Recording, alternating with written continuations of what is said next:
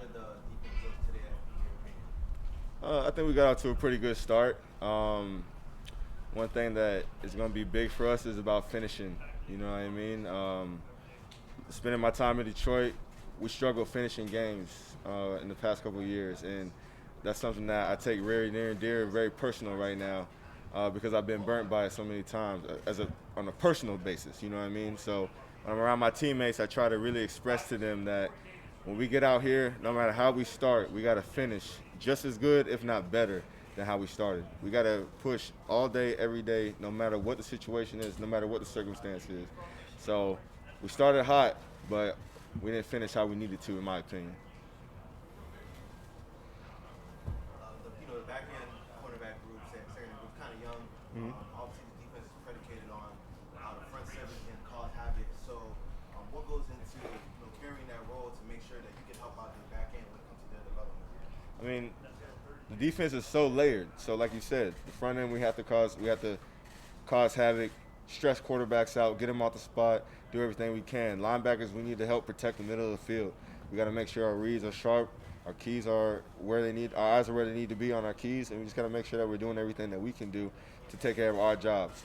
This defense, as almost any other defense in the league, it's about all 11 doing their job. And if somebody's out of position, then it's going to make somebody in the back end look bad who may have done everything perfectly because the timing isn't there. You know what I'm saying? So it's all about everybody just doing their job, just simply put. You know what I mean? How hard is it to play defense on the first day of camp when you can't really hit anybody yet? It's kind of tough. It's tough. I mean, it's hard to put yourself in the mode to where you go full speed and then you can't finish a guy. You know what I mean? And even your teammate, like there's gonna be a lot of that. Even when we put pads on, you can't go out there and just really put everything into a guy because you need to protect the teammates. But at the same time, we know what's coming in a couple of days, and that's exciting. You know what I mean? That makes me wake up happy in the morning. So it's been a long time coming. You know what I mean? What was it about this defense that attracted you to this team? I mean, it's so fast, man. It's so fast. Like it's freeing. It's freeing. All you do a couple things in our position, at our linebacker position, and then the rest is on you. It really allows you to just be yourself and really plug Jarrad Davis or C.J. Mosley or anybody else into the game. You know what I'm saying? It allows us to just plug our personalities into the scheme, and that's really exciting to me. With what you said earlier about not really wanting to fully hit a teammate, how important does that make those joint practices you guys are going to have later on in camp? I mean, if that the joint practices are going to be very fun, and it allows you to really, like I just said too, when I'm out there now, I'm playing somebody else with a different color jersey, somebody I don't get to see every day, and I still have to be smart because it's practice, it's not the game, but at the same time, it allows me to take it up just another notch. So, I mean, and the whole thing, it's about process. When you're playing football, whatever job you're doing, it's a process to everything. So that's just another step in the process to getting us to where we need to be when Sundays come around or game day comes around.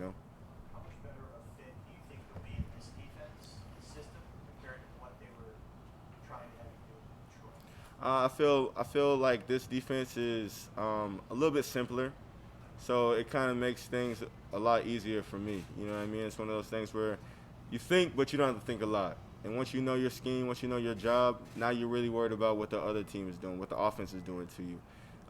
That's one of these things. One thing that I really feel is going to allow me to play faster in this team personally. What have been some of your early impressions of Hassan and Sherwood so far? Going from safety to linebackers. What have been some of your early impressions on those two? I spoke about them in OTAs a little bit, and I'm gonna back it up again, man. Those guys right there, they're gonna have really long careers in the NFL, especially if they get to play in schemes like this.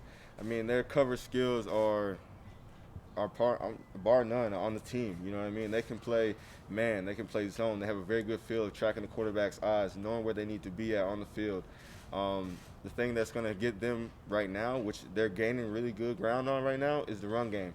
Just getting them used to being in the box every down and playing the blocks from the offensive line and being in the right fits. But I'm really excited for those two guys, man. I think they're going to be really, really good and really have a really long career in the NFL. They were obviously two defensive backs, bigger defensive backs, Yeah. defensive backs in college. Is that a transition as you see NFL teams throw the ball, throw the ball, throw the ball? Do you think teams drafting guys who are bigger body defensive backs and trying to have them play linebacker is going to be a new I mean, if there's a lot of schemes like this, I think so. Honestly, I do. I mean, I think it's one of those things that's very smart. Like it shows how intuitive the guys upstairs are to be able to make a move like that. It's risky, you know what I mean, because you don't know how it's going to turn out. But at the end of the day, the game is going to passing. Well, you need to have guys who can cover on the field. Like I think that's one thing that I struggled with for a long time, and I'm starting to really gain a lot of more comfortability out there in coverage, just because of what this scheme entails. Like what you need to do to protect. As we started with the question, protect the back end, protect the DBs. You know what I mean? So those guys are young, but they have a really good feel for where they are on the field spatially, and knowing what the quarterbacks are doing and be able to play those positions. So I think it's going to go that way. Jarrad, you've known Marcus May a long time. What sense do you get from him now here at training camp after what was probably a very difficult offseason for him? He's excited to be out here, and he's been edgy to get out here this whole time. You know, just talking to him ever since he got a chance to come back for a little bit towards the end of OTAs, and now he's just driven, man. You know, he's inspired. He's excited. He wants to be around the team. He's a great team player, and he's somebody who really cares about ball and loves ball, and that's somebody who's fun to play with. You know what I mean? So I'm really excited to be back out here with him, and it's been a long time coming. You know what I mean? Not being with him for the past 4 years, but it's nice to have another Gator out there in the back end. Jarrad, is there a Robert Saleh effect, maybe particularly as a defensive player here, just the energy with which he seems to coach and the passion he seems to have for his players? One thing I love about Coach Saleh is that he's very confident in who he is and what he's trying to push. And when someone's confident, you don't have to be overbearing. You know what I mean? You don't have to come on strong. It's like, here, like I got this one for you, or I got this one for you. Whichever one you want to take, it's up to you. But this one I know is very good. Like this is what I'm pushing. This is what I believe in, and this is what I like. You know what I'm saying? And that's kind of who he is. It's not this rah this the movie scene coaches. You know what I'm saying? Like they don't have to give you a good speech. Like we practice this. He believes in this, and he's saying the same things every single day, but it's not redundant because it's true, you know, and it's who he is, and I love that about him. I love how confident he is, how calm he is, and collective he is. It allows us to really take in the information. We don't reject it. It just really just feeds us. So I appreciate that about him. Do you feel revitalized with this opportunity when you Definitely, man. I had to do a lot of soul searching personally, you know what I mean? Not knowing how things were going to turn out. And, I mean, honestly, to get that phone call early in free agency from the Jets, it was a blessing to know that I had such an opportunity as this to come in and really get back to work. And, like I said, man, I'm coming back to the scheme. Like, the familiarity. We did stuff similar to this in college, and being able to play fast and just be myself out there, it just excited me. So I'm excited every day, man. I wake up every day and just thank God for being able to come back out here. You know, I love this game. I contemplated walking away. I really did, man. But at the end of the day, like, I wouldn't have felt right doing something else, you know? So I'm glad to be out here. I'm glad to be out here. You contemplated walking away at, I don't know, 25, 26? Yeah. Just not happy, man. I think one thing that I was doing, and this is on me, you know what I mean? Like, I was making the game everything, and I was making myself the game.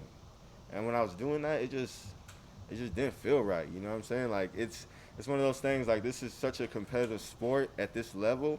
Like, you have to put your everything, you have to put your all into it. But there has to be balance.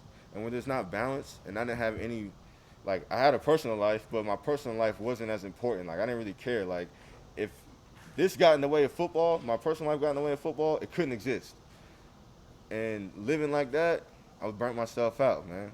Burnt myself out. So I had to go do some things, man, take care of myself personally, mentally, and emotionally, and get back right. And, man, revitalized, like you said. Like, I like that. So thank you. I'm curious, based on what you just went through, we're hearing about what Simone Biles is talking about when they're, deciding not to compete at the Olympics. I mean, did you have any thoughts on that? Did that resonate with you? I mean, I honestly don't know a lot about it, man. Like, I'm sitting here talking to you guys. I don't really look at the media like that. You know what I mean? I don't really pay attention to it that much. But hearing that, like, and I would have to look more into it to really say more about it. But it's challenging. Like, I think all the time, like, how does it feel to be that person. You know what I mean? Like the top of the top, creme de la creme. Like how does it feel? And it's like I don't know. I could talk all day about it. I feel like, but it's just I feel like it's very challenging for her to do what she does, and it's like if she takes one misstep, everything's wrong. Like it's either good or bad, and it's like there's no in between for her. And I feel like it's either do or die, and it sucks when you get in those situations as a person. You know what I mean? Not as a competitor, but as a person. When you feel like you make the wrong move, it's like I'm terrible. And when you feel like that every day, like it makes you not even like you almost get antsy to take a misstep. So now you can't even walk as yourself confidently anymore. You know, so I don't know. That's how I feel personally. I don't know how she feels though. Feel that way in Detroit?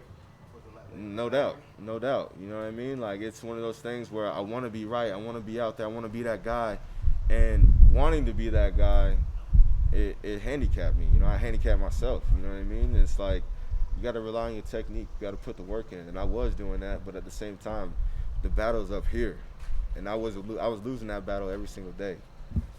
Jarrad, what helped Couple you more for flip Jarrad. that and change that mentality? Like you said, it changed for you and you took a different approach. What made that kind of click for you? Was it one thing or was it a practice? I mean, I think the biggest thing, like I did so many things, and I went to see Dr. Rick Pereira out in Denver and talked to him for a little while. The relationship I made initially when I was coming out into the draft. But the biggest thing is he always pushed. He wants to open up my schema. He wants to open my eyes and change the lens that I look at life through. And so I revalue things. Football was the top of the top. Nothing could knock it down. Nothing could knock down the foundation that football was standing on. But I really came in and personally just cleared it, man, and just took it off the radar, like took it off my list. And it's just something I do now. It's not who I am anymore, you know? And I love this game. Like I played this game since I was 6 years old. So doing that, it felt backwards to everything that I was about. But at the same time, it's so freeing to be out here now. Like if I mess up in practice, I mess up in practice. You know what I'm saying? I can bounce back from that and come back and make a better play the next play now. Like used to before, I messed up. Now I think about that all practice. I can't even focus on anything else. I can't see the fullback taking me to the gap I need to go to anymore because I'm thinking about this play that happened 20 minutes ago. You know what I mean? So personally, I just revalue things, and football is important to me. It's fun to me, but it's not the end all be all no more. You know? Do you think that will help you help some of the younger players having been through that, and then you can kind of pass that along to if you see some of these guys struggling with what you just were talking about? No doubt, no doubt. And I think the biggest thing too, like as men, and especially in this field, in this sport, man, like we gotta learn how to talk to each other, man. And it's hard because it's a bunch of, we all say we're alpha males, you know what I'm saying? It's a bunch of, we gotta be tough, we gotta be hard, we gotta walk around, there's no chinks in my armor, like you'll never see me with my shirt on backwards or something, you know what I'm saying? Like I'm always perfect. And it's like, man, forget being perfect, bro, be human. Like I'm a human being before I'm a football player, you know what I'm saying? At the end of the day, like I'm a person. And when we don't realize that, that's when things start to get bad, and that's when you get home and you get by yourself and you start thinking about stuff that you shouldn't even be thinking about because you're in the best position of your life. You know what I'm saying? So I don't know, just conversations with people, man, and just really connecting and starting to understand who people are. It's understanding. That's it. Last one here. Kind of going off that. How important do you think it is for people to realize it is okay not to be okay? Oh man, I think it's huge. I was listening to something the other day, and somebody was like, they said something about like things have to be cool, like deemed cool before we do it. And it's like, why do we have to think something is cool? Like why do we have to think getting help and not being okay and saying that you're not okay is cool? It's a cool thing to do before you can actually say it. Like if you're not okay, you're not okay, you know? And it's okay to ask for help. Like that's a huge question. Like it's a very simple question, but it's powerful. Like people do need to understand that, and when we do understand that, we'll be able to build and grow in life, I think.